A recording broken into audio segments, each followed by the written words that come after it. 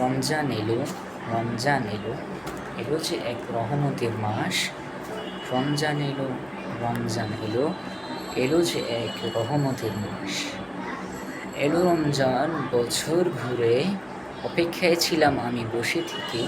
পেলাম যে মাসটি রহমতের, শুকর জানালাম আমি আল্লাহর দরবারে।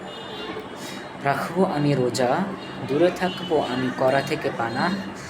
সারাদিন থাকিব আমি না খেয়ে, যেন সন্তুষ্টি করিতে পারি আল্লাহকে।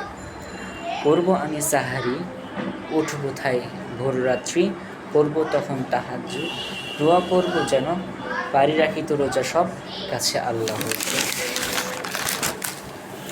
সারাদিন করব আমি ইবাদত, দিব আমি কুরআন খতম। খাওয়া হবে না কোনো খাবার দ্বারা আমার, কেননা আমি ভয় করি এক আল্লাহর।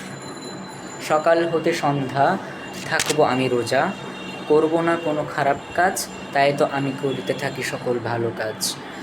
সারাদিন আমি রাখব রোজা, করব না আমি নামাজ কাজা। জিকির আমি করব আল্লাহর, যেন তিনি কবুল করেন সকল ইবাদত আমার।